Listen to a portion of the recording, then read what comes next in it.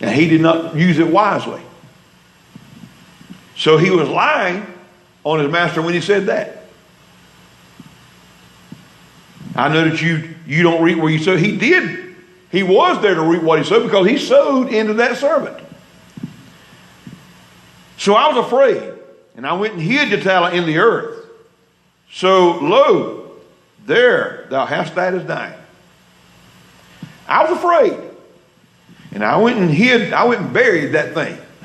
I went and hid that talent in the ground. So here, you have what's your own. I went and dug it back up and I brought it back to you. Here, it's what you gave me, I'm giving it back to you. Most of us would think that's a fair assumption or fair trade. But not in this case, because of situation circumstances, that was not the case. But his master, his Lord answered and said to him, you wicked and slothful servant. You wicked, you lazy, you idle servant. You did indeed know that I reap where I have not sown and gather where I have not winnowed. You've indeed known that, or at least you think you've known that. But he said, if you knew that to be the case, if you knew if that's how you thought, if that was your assessment of things, he said this, then you should have invested my money with the bankers. You should have invested that talent I gave you so that when I came back, I'd receive what was my own with interest. If you really thought that was the case, if you really thought that of me and you thought that was going to work out like that, you would have done things differently. You would have wisely sown and used that talent. He says, take that talent from him. See, those two servants, he gave them those talents. When they used them wisely, he said, well, I'm going to give you those, and then that you earned, I'm going to give that to you as well.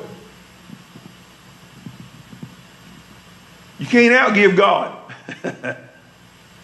But this servant, he says, take that one talent that I gave, take it away. He don't have sense enough to use it like he needs to. Take that away from him, and furthermore, he says this. Take it away from him.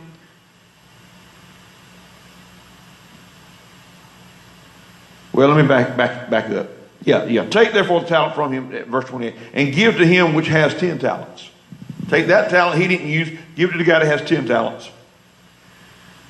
For unto everyone that has shall be given, and he shall have abundance, but from him that hath not shall be taken away even that which he has. To everyone who has. Now that seems kind of harsh, doesn't it? Will be given more, and he will be furnished richly, so that he will have an abundance. But he says from that one who doesn't have, even what he does have is going to be taken away from him.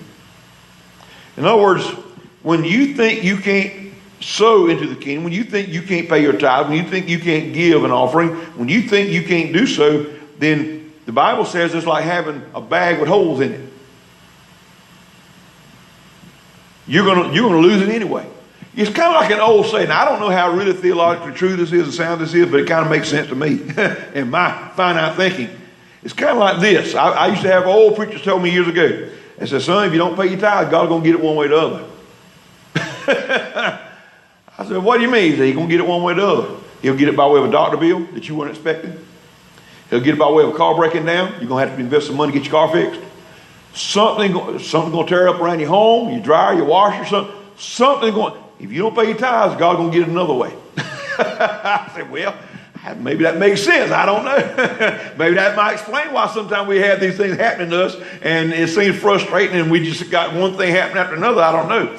But that may be the case. I'm not saying that is theological or not. Just something to think about. Just something to chew on a little bit. In other words, God's going to get his one way or the other. But so anyway, and I already see we are going to have time to expound deeply on all the rest of this chapter. But he goes on to say this, verse 30, and cast the unprofitable servant into outer darkness. There shall be weeping and gnashing of teeth. Unprofitable means good for nothing. Throw that good for nothing servant into outer darkness where there's weeping and gnashing and grinding of teeth. It seems that paints a picture of hell.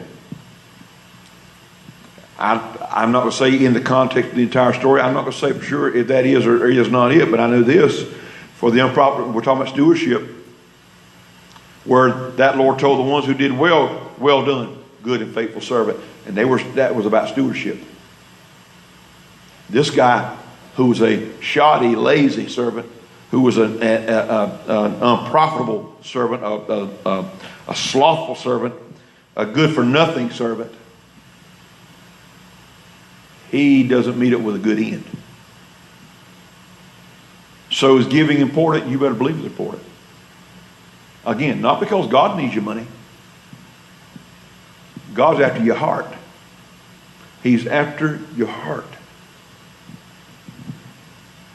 And sometimes, listen, I'm not saying this to be braggadocious, because there's been other times I've failed the Lord on this, but there have been many times I've had my last $5, my last dollar, my last $5, whatever my last was, and gave it. It might have been my last $20, and gave it to help someone, to help a ministry, or to put in the offering, or to help someone in need. And you know what? I haven't gone hungry one time yet for doing that.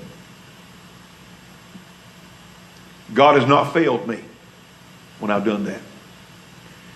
There's other times I probably should have given. I didn't give, but there's times I didn't have it to give, but I didn't think I had to give, but I gave it anyway. And I'm sure many of you, not most of you, have as well.